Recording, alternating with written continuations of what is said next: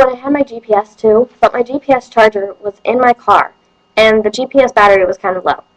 So I figured out where Summer's Towing was, and I set my GPS to go there, and it said it would take me about 10 minutes. So I was like, okay, this isn't too bad. So I got out of the parking lot, got down Law School Hill, turned onto the road, and started towards Van Voris, which isn't a bad road. So I was driving, hoping that I wouldn't see any police, because if I got pulled over, it says on my, hold on a second. It's on the bottom. 21st. Okay, so if I got pulled over, they would want to know what was going on with my seat, why I wasn't buckled up, why I wasn't wearing glasses, because it tells me that I have to wear glasses on my license, and then I wouldn't be able to find Kim's license, or Kim's registration. It would have just been bad. What else? What was the other check? Do you know where it is? It's on the desk, maybe somewhere. Don't worry about it. I don't see it. Okay, so I followed the GPS's directions, and I'm going down this ridiculous road. There were so many potholes, and every time I hit a pothole, the more the snow would melt, because it was kind of warm outside yesterday. Like, I would hit a pothole, and the ice and stuff would loosen. Chunks of ice were flying up at the windshield and scaring the crap out of me. Because that doesn't happen with my car, because I usually clean off my hood and my roof. So, like, chunks of ice were flying at me, and people were riding my butt because I was going so slow, and I was trying to stay on my side of the road and trying not to get in an accident, and oh my god, I was just so upset. So I passed Summers twice, I think. I'm pretty sure I passed it twice. Because the GPS told me to go on this, like, weird road, like, it was there. It ended up being there. So then I tried to turn around somewhere, and I got stuck. So then, it was so bad. So, I finally turned around and got to Summers. And on the way to Summers, I got to Summers, and I realized, Amanda forgot her freaking car key. So I went in there, paid the money. And he was like, okay, you can go around back and get your car.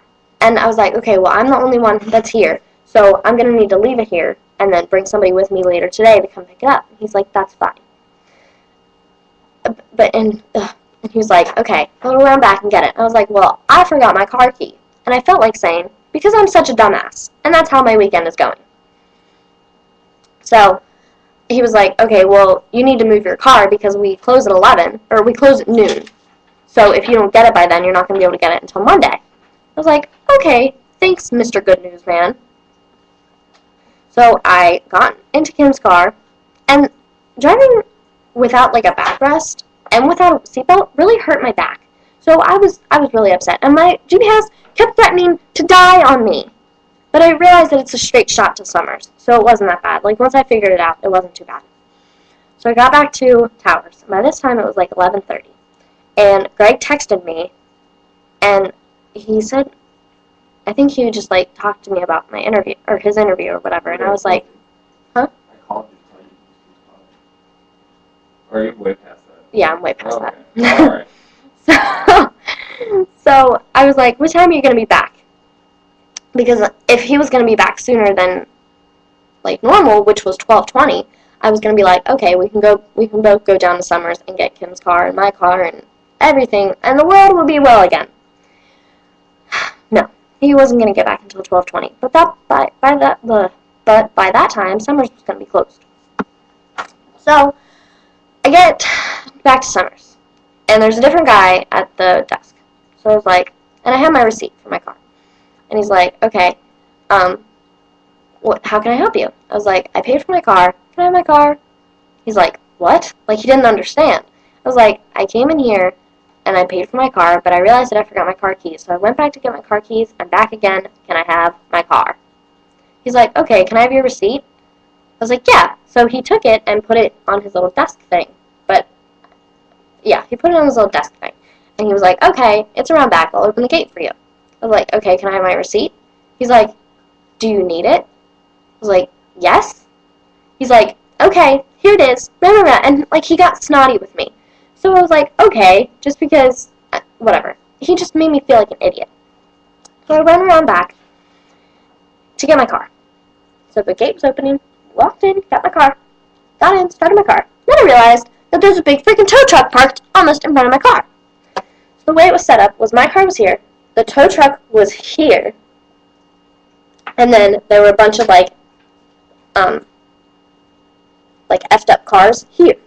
So I could fit, which I eventually did, fit between the tow truck and one of the cars. But I didn't want to if I didn't have to, because wrecked cars like have a bunch of junk in front of them, like glass and metal and things like that.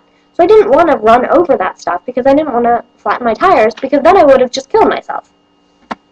So I got past the one wrecked car and the big truck, and then I realized my car wasn't moving. So I was like, oh, it's probably just stuck in snow. So I got out of my car, kicked the snow out from underneath my tire, then realized that the bumper of another wrecked car was stuck under the bumper of my car. At this point, I almost started crying. Like, I was so close. So I went in, and I was like, excuse me, man, can I have my car, please? It got stuck. And he's like, oh my gosh, I totally forgot about the big tow truck parked in front of it. Let's go out and move it. So he went out and moved the big tow truck, because that did me so much good, because I already got past that. Whatever. So he was like, oh yeah, your car's definitely stuck. I was like, no crap. I'm not stupid. So he went and got a tow truck and towed my car out from underneath the bumper of this car. Oh my gosh, it was so awful. So then I was like, can I just leave this Jeep here and come back later and get it? He's like, yeah, that's fine. Have a good day. And I was like, I hate you. Because whenever I went in to ask him, like, to tell him that my car was stuck, he was like, oh, I forgot about that, and, put a smile on your face, and I know you had to pay for your car, but don't get upset. And I was like, I hate you. Like, you have no idea what I've been through today. Yeah. So that's my car story. So I got back to my room with my car, and then ate soup and cried a little bit. Yeah, there were some tears. There were quite a few tears this weekend. But, yeah, so that's pretty much how my weekend's going. Oh, and it's 6:02 now, but I woke up today at 12:30, I think, like 12:30, yeah, something like that. And me and Greg went to eat, and then we came back here and went back to sleep, and didn't get up until like 5 p.m. Yeah, so that's how today's going. So I will talk to you later. Love you, bye.